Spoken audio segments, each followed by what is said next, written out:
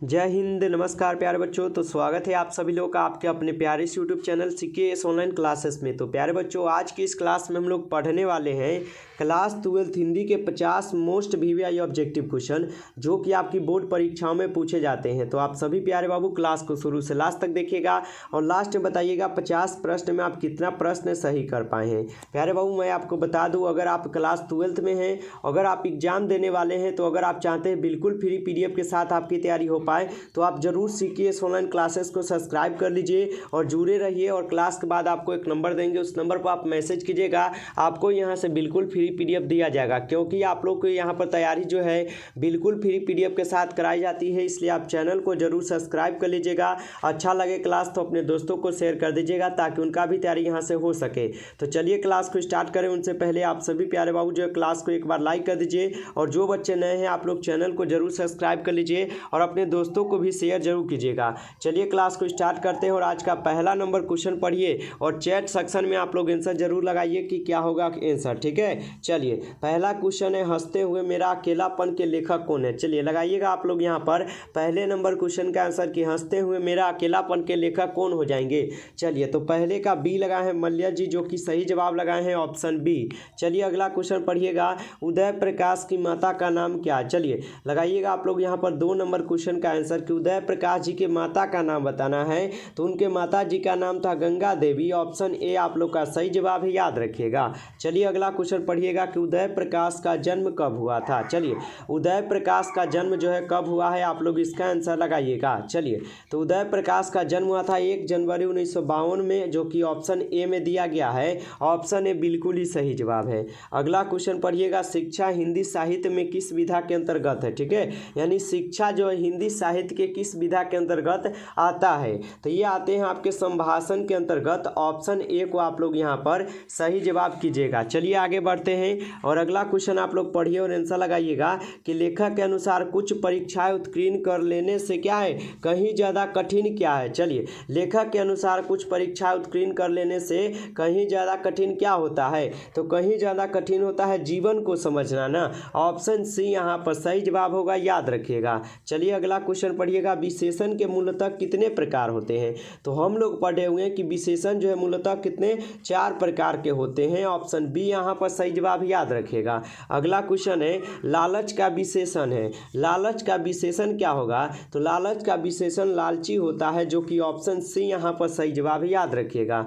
चलिए अगला क्वेश्चन है, भारत का विशेषण है। चलिए भारत का विशेषण इंडिया बिल्कुल नहीं होता है, ठीक है, भारतीय होता है, जो कि ऑप्शन बी में है। ठीक है, ऑप्शन बी यहाँ पर सही जवाब है, याद रखिएगा। चलिए अगला क्वेश्चन है कि सम उपसर्ग से निहित शब्द नहीं है। ठीक है, यानी सम उपसर्ग से यहाँ पर निर्मित शब्द, यहाँ पर यानी कौन सा शब्द जो कि उपसर्ग से नहीं बन रहा है। ठीक है, तो सुमति जो है बिल्कुल ही यहाँ पर उपसर्ग से नहीं बन रहा है, ऑप्शन ए होगा। चलिए आगे बढ़िएगा, पढ़ने वाला शब्द में प्रत्यय, पढ़ने वाला प्रत्यय हमेशा शब्द के लास्ट में लगता है बाबू, याद रखिएगा आप लोग। ठीक है, तो पढ़ने वाला में लास्ट में वाला आया है। ठीक है, याद रखिएगा आप लोग। चलिए आगे बढ़िए, अगला क्वेश्चन पढ़िए।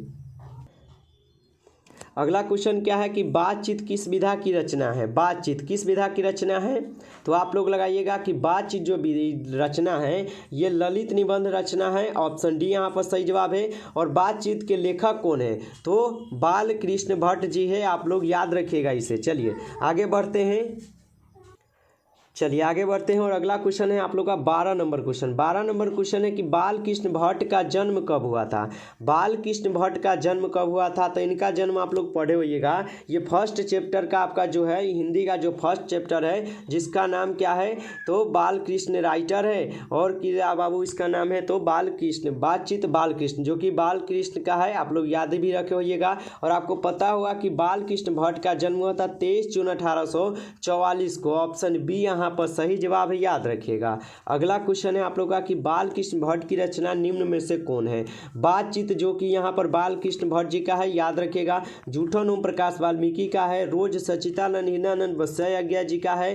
प्रगीत और समाज नामवर सिंह का है। इन तीनों चैप्टरों का और तीनों राइटरों का नाम जरूर आप याद रख लीजिएगा। ठीक है, चलिए अगला क्वेश्चन है, बाल कृष्ण भट्ट किस काल के रचनाकार है। तो हम लोग तो पढ़े बाल कृष्ण भट्ट जी आधुनिक काल के रचनाकार थे। ऑप्शन डी यहाँ पर सही है। अगला क्वेश्चन पढ़िए तो हिंदी कहानी के विकास में मील के पत्थर कौन सी कहानी मानी जाती है। चलिए लगाइएगा आप लोग, इसका आंसर क्या होगा। हिंदी कहानी के विकास में मील के पत्थर कौन सी कहानी मानी जाती है, तो उसने कहा था मानी जाती है। ऑप्शन ए आप लोग का सही जवाब है, याद रखिएगा। अगला क्वेश्चन है, उसने कहा था कहानी में किस युद्ध का वर्णन है। उसने कहा था जो कहानी है जिसके राइटर है चंद्रधर शर्मा गुलेरी, जिसमें लान्हा सिंह के बारे में आपको जो पूरी तरह से चर्चित किया गया है, उसमें आपके प्रथम विश्व युद्ध का वर्णन है, याद रखिएगा। ऑप्शन ए होगा सही जवाब। अगला क्वेश्चन है आप लोग का, उसने कहा था कहानी में किस शहर का चित्रण है, तो अमृतसर तो हम लोग एकदम अच्छे से पढ़े, याद रखिएगा, ठीक है। ज़्यादा आपका जो है ना टाइम नहीं लेंगे बाबू, ठीक है, टाइम बहुत ही कम लेंगे और ज़्यादा कम समय में हम लोग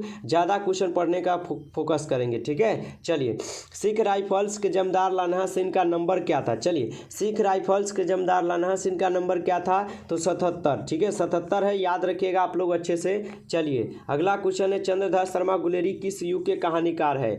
चंद्रधर शर्मा गुलेरी पूछा है तो आप लोग द्विवेदी युग लगाइएगा, बिल्कुल सही जवाब होगा, याद रखिएगा। चलिए अगला क्वेश्चन है, उसने कहा था किस प्रकार की कहानी है। चलिए लगाइएगा इसका आंसर। उसने कहा था किस प्रकार की कहानी है, तो ये जो कहानी है आपके कर्म प्रधान की कहानी है। ऑप्शन बी यहाँ पर सही जवाब, याद रखिएगा।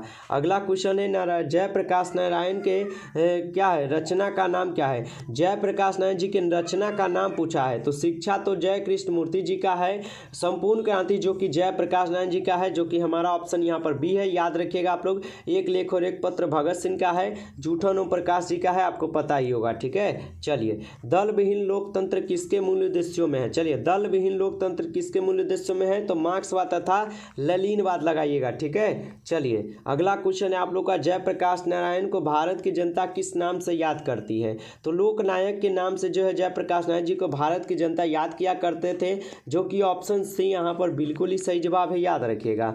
चलिए अगला क्वेश्चन, 1974 में छात्र आंदोलन का नेतृत्व किसने किया था। चलिए 1974 में छात्र आंदोलन का नेतृत्व किसने किया था प्यारे बाबू, तो जयप्रकाश नारायण जी, ऑप्शन बी यहाँ पर सही है, याद रखिएगा।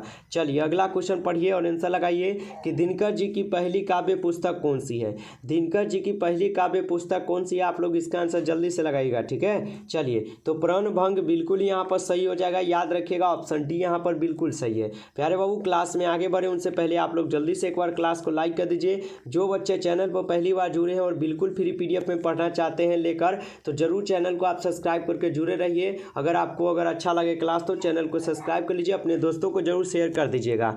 चलिए आगे बढ़ते हैं। अगला क्वेश्चन है, रामधारी सिंह दिनकर की रचना कौन सी है। रामधारी सिंह दिनकर जी की रचना है अर्धनारीश्वर, जो कि रामधारी सिंह दिनकर जी की है। ऑप्शन डी यहाँ पर सही जवाब, याद रखिएगा। चलिए आगे बढ़ते हैं और अगला क्वेश्चन आप लोग पढ़िए कि अर्धनारीश्वर कल्पित रूप है। अर्धनारीश्वर जो है कैसा रूप है, तो कल्पित रूप है, और किसका है, तो शिव और पार्वती जी का है, याद रखिएगा आप लोग, ठीक है। चलिए अगला क्वेश्चन है कि प्रेमचंद्र थे, प्रेमचंद्र क्या थे, तो प्रेमचंद्र हम लोग पढ़े हुए हैं कि यह जो थे वह कथाकार थे। ऑप्शन बी यहाँ पर सही जवाब, याद रखिएगा। चलिए अगला क्वेश्चन पढ़िए तो दिनकर जी का जन्म बिहार के किस जिले में हुआ था। दिनकर जी का जन्म आपसे पूछा है बिहार के किस जिले में हुआ, तो उनका जन्म हुआ था बेगूसराय जिला में। ऑप्शन ए यहाँ पर सही जवाब है। अगला क्वेश्चन है, निम्न में से किस कहानी में ग्रेगिन का उल्लेख जो है ना यहाँ पर है, ठीक है। निम्न में से किस कहानी में ग्रेगिन का उल्लेख है, तो उसने कहा था हमें, तो बिल्कुल नहीं है। ये आ जाते हैं आपके किस में, तो ये आते हैं रोज में, जिसमें मालती है, आपको पता ही होगा। मालती के पति का नाम था महेश्वर, साथ ही साथ उसके पति थे डॉक्टर, और उनका एक पुत्र था जिसका नाम था बाबू क्या, तो टीटी, ठीक है। ये भी आपको पता होगा, 3 टॉपिक बताए हैं, याद रखिएगा। चलिए अगला क्वेश्चन है, मालती के पति का नाम क्या था, महेश्वर, हम लोग जस्ट पढ़े हैं। चलिए आगे बढ़ते हैं। अगला क्वेश्चन है, लेखक कितने वर्ष बाद मालती से मिलने आया था, तो कुल कितने वर्ष बाद, 4 वर्ष लगाइएगा, बिल्कुल सही जवाब होगा। 4 वर्ष के बाद जो है ना मालती से मिलने जो है लेखक जो है आए हुए थे, याद रखिएगा, ठीक है। चलिए अगला क्वेश्चन है, नदी के द्वीप किसकी रचना है। नदी के द्वीप आपसे पूछा गया है, तो नदी के द्वीप आपके हो जाते हैं अज्ञेय जी का, ठीक है। ऑप्शन बी यहाँ पर सही है, याद रखिएगा। अगला क्वेश्चन है, रोज इनमें से क्या है। रोज जो कहानी है यह इनमें से क्या है, तो हम बोल भी दिए हैं कि रोज एक प्रकार की क्या है, कहानी है। ऑप्शन बी होगा सही जवाब। अगला क्वेश्चन पढ़िएगा कि अज्ञेय के पिता का नाम था। अज्ञेय जी के पिताजी का नाम था डॉक्टर हीनानंद शास्त्री। ऑप्शन बी लगाइएगा आप लोग, सही जवाब बिल्कुल सही होगा। चलिए आगे बढ़ते हैं। अगला क्वेश्चन पढ़िएगा, भगत सिंह की रचना निम्न में से कौन है। चलिए लगाइएगा आप लोग इसका आंसर कि भगत सिंह की रचना निम्न में से यहाँ पर कौन हो जाएंगे, ठीक है। चलिए यहाँ पर 36 का जितने बच्चे बी लगाए हैं बिल्कुल ही सही जवाब है उनका। यहाँ पर एक लेख और एक पत्र बिल्कुल सही जवाब है। संपूर्ण क्रांति क्योंकि बाबू जयप्रकाश नारायण जी का है, वो सदा नीरा जगदीश चंद्र माथुर का है और उसने कहा था चंद्रधर शर्मा गुलेरी का है। बच गया एक लेख और एक पत्र जो कि भगत सिंह का है। ठीक है, चलिए अगला क्वेश्चन है, भगत सिंह किस उम्र में क्रांतिकारी गतिविधियों में शामिल हुए हैं? भगत सिंह किस उम्र में क्रांतिकारी गतिविधियों में शामिल हुए थे? तो 12 वर्ष की उम्र में वो जो है वह क्रांतिकारी गतिविधियों में क्या हुए थे? शामिल हुए थे भगत सिंह, याद रखिएगा। ठीक है, चलिए आगे बढ़ते हैं। अगला क्वेश्चन आप लोग पढ़िएगा, 1914 में भगत सिंह किस पार्टी की ओर आकर्षित हुए हैं? 1914 में भगत सिंह किस पार्टी की ओर से आकर्षित हुए थे? तो गद्दर पार्टी की ओर से हुए थे। ऑप्शन डी यहाँ पर सही जवाब है, याद रखिएगा। अगला क्वेश्चन है कि भगत सिंह का संपूर्ण परिवार जो है ना क्या था? तो भगत सिंह का संपूर्ण परिवार था वह स्वाधीनता सेनानी था। ऑप्शन सी यहाँ पर सही जवाब है। अगला क्वेश्चन है, गणेश शंकर विद्यार्थी किस पत्र का संपादक करते थे? गणेश शंकर विद्यार्थी जी किस पत्र का न संपादक क्या करते थे? तो प्रताप का करते थे। ऑप्शन डी यहाँ पर सही जवाब, याद रखिएगा। चलिए आगे बढ़ते हैं। अगला क्वेश्चन पढ़िएगा, आपस में धागर किस भाषा में बात करते थे? तो आपस में जो धागर लोग थे और वह बात किया करते थे मिश्रित और आव भाषा में। ऑप्शन यहाँ पर सी सही जवाब है। चलिए अगला क्वेश्चन है, माथुर जी को किस रचना के लिए शिक्षा सचिव नियुक्त हुए हैं? यानी माथुर जी किस राज्य के शिक्षा सचिव नियुक्त हुए? सॉरी, ठीक है, माथुर जी किस राज्य के शिक्षा सचिव पूछा है बाबू, तो आप लोग लगाइएगा यह बने हैं बिहार के। ठीक है, बिहार के बने हैं, याद रखिएगा। चलिए अगला क्वेश्चन है, पुरलिक जी कौन था? पुरलिक जी कौन था? तो बितिहारवा का क्या था बाबू? शिक्षक था, जो कि कहाँ पर है? ऑप्शन बी में है। ऑप्शन बी यहाँ पर सही जवाब है, याद रखिएगा। चलिए अगला क्वेश्चन है, वो सदा नीरा किसको निमित्त बनाकर लिखा गया है? तो वो सदा नीरा जो है ये गंडक नदी को निमित्त बनाकर लिखा गया है। आप लोग अच्छे से जरूर याद कर लीजिएगा। चलिए आगे बढ़ते हैं। अगला क्वेश्चन है, ओ मेरे सपने क्या है? ओ मेरे सपने जो है नाटक है। ऑप्शन डी यहाँ पर सही जवाब, याद रखिएगा। अगला क्वेश्चन है, सिपाही की माँ शीर्षक पाठ साहित्य की विधा क्या है? ठीक है, सिपाही की माँ शीर्षक पाठ साहित्य की क्या विधा हो जाएगा? तो इनकी विधा हो जाएगा बाबू एकाकी की। ठीक है, एकाकी की होगा, याद रखिएगा आप लोग। चलिए अगला क्वेश्चन है, जानवर और जानवर शीर्षक रचना किसकी है? जानवर और जानवर जो शीर्षक रचना है मोहन राकेश जी का है। ऑप्शन बी यहाँ पर सही जवाब है, याद रखिएगा। अगला क्वेश्चन है, मोहन राकेश के बचपन का नाम क्या था?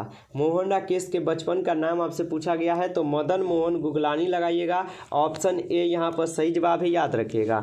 चलिए अगला क्वेश्चन है, रंगून कहाँ है? तो रंगून हम लोग पढ़े हुए हैं, वर्मा में है, जहाँ पे मानक जो युद्ध करने गए हैं। ठीक है, आपको पता होगा कहाँ पर है, वर्मा बी में। चलिए ऑप्शन बी यहाँ पर सही जवाब है, याद रखिएगा। चलिए अगला क्वेश्चन है कि ईसाई लड़कियां बिस्नी के घर आकर क्या मांगती है? आप लोग जल्दी से इसका आंसर लगाइएगा। ठीक है, चलिए ईसाई लड़कियां बिस्नी के घर आकर क्या मांगती है? तो चावल दाल। चलिए बिल्कुल ही सही जवाब ऑप्शन बी लगाए हैं आप लोग। फाइनली प्यारे बाबू हम लोग 50 क्वेश्चन को यहाँ पर पढ़कर कंप्लीट किए और ये सभी क्वेश्चन काफ़ी इंपॉर्टेंट क्वेश्चन थे आपके बोर्ड परीक्षा के लिए।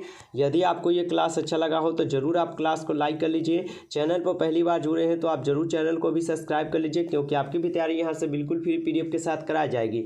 इसलिए आप चैनल को नहीं सब्सक्राइब किए तो सब्सक्राइब कर लीजिए, अपने दोस्तों को शेयर कर दीजिएगा ताकि वो भी यहाँ से जुड़कर अपनी तैयारी बिल्कुल फ्री पीडीएफ के साथ जो कर सके।